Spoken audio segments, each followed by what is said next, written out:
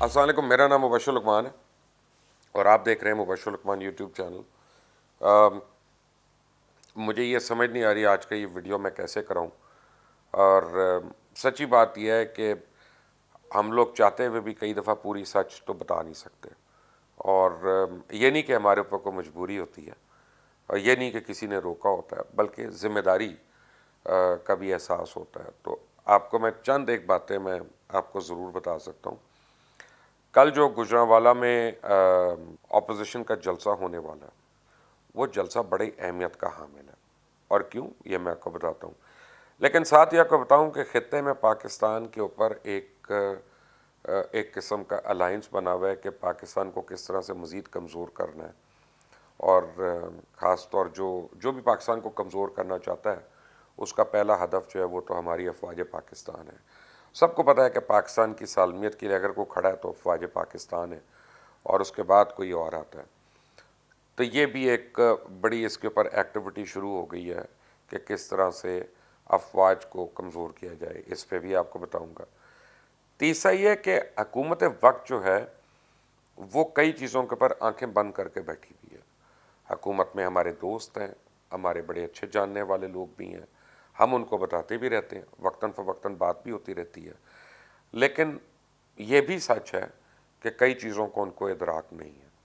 اور ان کو نہیں سمجھ آ رہی کہ لوگوں کے اس وقت کیا مسائل ہیں۔ لیکن شروع کرتے ہیں، میں آپ کو بتاتا ہوں کہ پاکستان کے اوپر داخلی اور اندرونی بہت پریشرز ہیں۔ جو بیرونی پریشرز ہیں سب سے زیادہ، وہ تو یہ ہے کہ کسی طرح انڈیا کا سٹینڈ آف پوائنٹ ایکسیپٹ کریں کہ جو مقبوضہ کشمیر پہ انڈیا آ گیا ہے اس کو پاکستان اس کو مان لے، اور اس میں ہمارے کئی برادر ممالک جو ہیں وہ بھی شامل ہیں پاکستان کے خلاف ہندوستان کے ساتھ، اور وہ چاہتے ہیں کہ پاکستان ان کو تسلیم کر لے اور آگے چلے جائے۔ دوسری چیز یہ ہے کہ اسرائیل جو ہے وہ اب ایک مسلمہ حقیقت اس طرح سے ہے کہ پاکستان کے اوپر اب زور پڑنا شروع ہو رہا ہے کہ اس کو ہم تسلیم کریں، اور حکومت پاکستان اس کو کس طرح کرتی ہے کس طرح نہیں کرتی، یہ کوئی آسان کام تو ہے نہیں، اور اس کا کوئی آسان جواب بھی نہیں ہے۔ سچی بات یہ ہے کہ میں اگر فرض کریں میں اگر وزیر اعظم ہوں، خود بھی ہوتا، اور مجھے کوئی کہتا ہے تسلیم کرنا یا نہیں کرنا، تو بحیثیت مبصر تو میری رائے ڈیفرنٹ ہو سکتی ہے، لیکن بحیثیت ہیڈ آف سٹیٹ بہت زیادہ اس میں سوچ و بچار اور اس میں ہسٹوریکل ڈیٹا جو ہے وہ انوالو ہو جاتا ہے، تو یہ کوئی آسان فیصلہ نہیں ہے، لیکن اب یہ پریشر پڑ رہا ہے پاکستان پہ۔ جو سب سے امپورٹنٹ بات ہے کہ اس وقت مجھے جو اطلاع ملی ہے وہ یہ ہے کہ مختلف جگہوں پہ، خاص طور پہ وزیرستان پہ اور بلوچستان کے ساحلی علاقوں کے اوپر جو ہے دہشت گردی دوبارہ شروع ہو گئی، اور بہت زیادہ اس کی خبریں آ رہی ہیں، اور یہ بھی اطلاع مل رہی ہے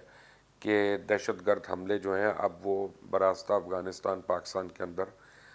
ایک سیکنڈ ویو آ رہی ہے، جس طرح کرونا کی ویو ہے نا جی، بالکل اس طرح دہشت گردی کی ویو ہے، اور یہ بہت خوفناک طریقے سے آ رہی ہے، اور اس کو اگر ہم نے نبٹنا ہے تو وہ بڑا ضروری ہے۔ اب جو بین الاقوامی یا باہر کی طاقتیں جو ہماری پولیٹیکل اپوزیشن کو فیور کر رہی ہیں، ان کے لیے بڑا ضروری ہے کہ یہ دہشت گردی فی الحال ختم نہ ہو، کیونکہ اگر یہ ختم ہو جاتی ہے تو بقول ان کے حکومت کو ٹائم مل جاتا ہے اور وہ ان کو سپورٹ مل جاتی ہے اسٹیبلشمنٹ کی، لیکن اگر اسٹیبلشمنٹ دوسری طرف بزی ہو اور دوسری طرف اس کو اس کے سینگ پہ سائیں ہو، تو پھر وہ پولیٹیکل حکومت جو ہے اس کی بیکنگ جو ہے وہ تو خود بخود کمزور ہو جاتی ہے یا ویک ہو جاتی ہے۔ سو یہ کیچ 22 سچویشن ہے جو چل رہی ہے اس وقت۔ اب سوال یہ پیدا ہوتا ہے کہ حکومت اس کے لیے کیا کر رہی ہے؟ تو مجھے نہیں لگتا کہ حکومت کو اس بات کا احساس ہے، یا حکومت میں کافی لوگوں کو شاید اس بات کا احساس نہیں ہے کہ وہ کس طرح آگ سے کھیل رہے ہیں، کیونکہ حکومت نے اپنی پریس کانفرنسز، اپنی پریس ٹاک اور اپنی ساری چیزوں سے اپوزیشن کو انہوں نے بالکل دیوار سے لگا دیا، اور اچھا ہوتا جو کافی عرصے سے ان کو سارے ایڈوائز کر رہے ہیں، میں بھی کر رہا ہوں اور لوگ بھی کر رہے ہیں کہ یار اپوزیشن کو انگیج کر کے رکھو، ان کو پارلیمنٹ میں، پارلیمنٹ کے اندر، پارلیمنٹ کے باہر ان کو انگیج کر کے رکھو۔ اب وہ ایسا نہیں کر رہے۔ کہنے کو تو کل کا ایک جلسہ ہے، لیکن کل کا ایک جلسہ جو ہے 16 اکتوبر کا، اس نے حکومت اور اس کی تیاریاں اور اس کا کانفیڈنس جو ہے اس کو کافی ایکسپوز کر دیا، اور اپوزیشن جو ہے اب اس کو وہ جیسے انگریزی میں کہتے ہیں دے کین اسمیل بلڈ، تو ان کو نظر آ رہا ہے کہ وہ یہاں پہ انہوں نے بہت زیادہ پریشر بلڈ اپ کر دیا ہے. کل اب تعداد میٹر نہیں کرتی، اگر وہ 15,000 بھی ہوں گے اور جی ٹی روڈ کے اوپر گجرانوالہ کے اوپر 15,000 ہیں تو وہ کئی لاکھ لگے گا. لیکن مجھے یہ بھی یقین ہے کہ اپوزیشن اس سے بہت زیادہ لوگ جو ہے تعداد میں وہ لے کے آئے گی وہاں پہ.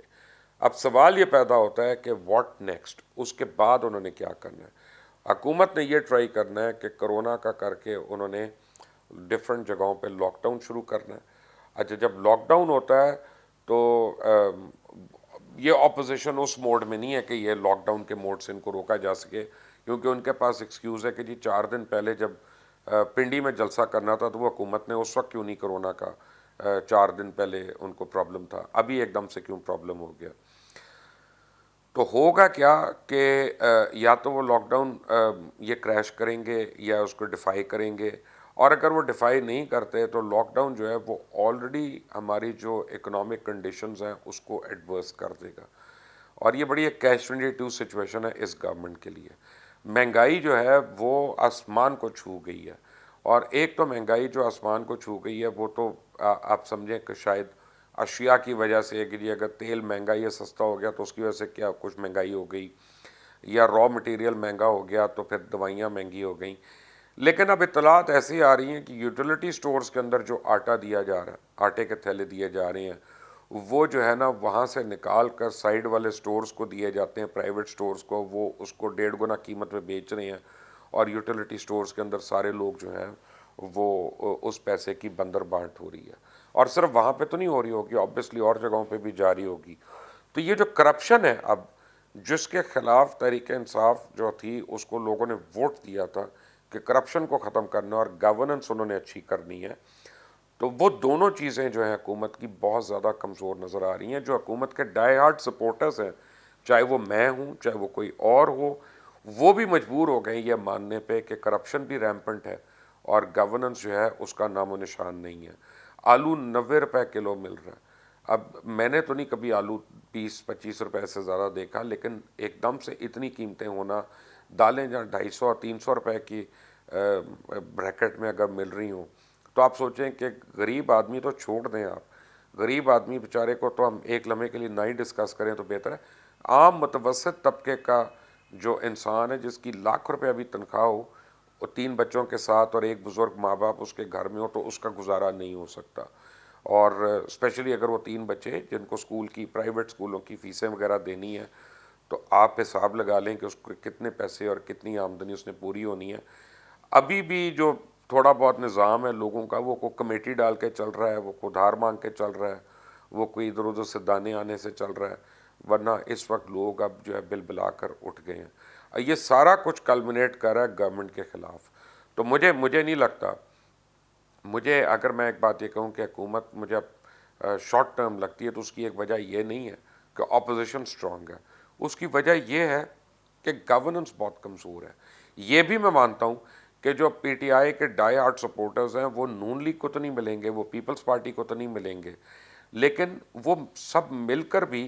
30% بنتے ہیں ووٹر اس ملک کے. اور اس وقت 70% اپوزیشن جو ہے وہ ایک پیج کے اوپر ہے اور وہ ایک جگہ پہ ہے. تو اس کو اگنور نہیں کر سکتے، اس کو یعنی ایز گورنمنٹ اس کو اگنور نہیں کیا جا سکتا. سارا بلیم بیوروکریسی کے اوپر آ رہا ہے. تو بیوروکریسی جو ہے وہ کہتی ہے ہم نے کام نہیں کرنا، ہمارے اوپر نیب آ جاتی ہے، ہمارے اوپر اینٹی کرپشن آ جاتی ہے، ہمارے اوپر فلاں چیز آ جاتی ہے، اور جو کہ صحیح ہے. نیب دوسری سائڈ پہ وہ بھی اس سے کوئی کیس تو پروف ہو نہیں رہا، لیکن وہ ہر ایک کو اندر کر کے یا اس کے اریسٹ وارنٹ نکال کے وہ مزید لوگوں کے اندر جو ہے وہ ایک انٹیگنزم جو ہے وہ کریٹ ہو رہا ہے. تیسرا جو سب سے امپورٹنٹ بات اس وقت ہو رہی ہے کہ ہماری جو بیرونی دشمن ہیں یا سو کالڈ دوست ہیں، انہوں نے پاکستان میں فرقہ واریت ایک نئے سرے سے پھونک دی ہے. اور یہ فرقہ واریت اب صرف شیعہ اور سنی کے درمیان نہیں ہے، یہ مختلف مسالک کے درمیان ہو رہی ہے، اور یہ بہت خوفناک پروپورشنز پہ یہ سمر کر رہی ہے. اور اس کو کنٹرول کرنے کے لیے مجھے نہیں لگتا کہ ابھی تک حکومت نے کوئی مؤثر اقدام اٹھایا کہ نہیں اٹھایا. اور اس میں پکڑ دکڑ اتنی نہیں ہوتی، جس سب سے زیادہ اس میں ضروری ہوتا ہے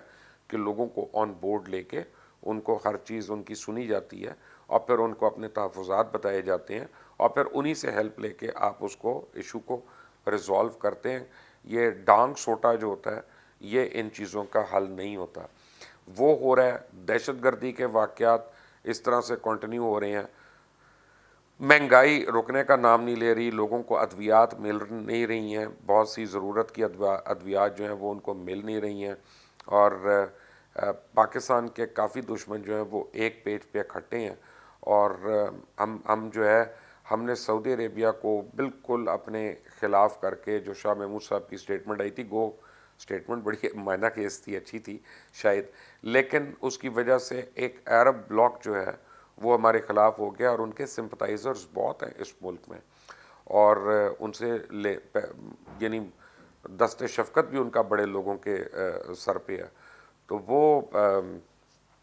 یہ سارا کچھ ہماری جو ایشوز ہیں وہ اب کمپاؤنڈ ہو رہی ہیں, اور مجھے بہت سیریس ٹائم آگے نظر آ رہا ہے. اللہ تعالیٰ ہمارے اوپر رحم کرے اور اللہ تعالیٰ اس ملک کے اوپر رحم کرے.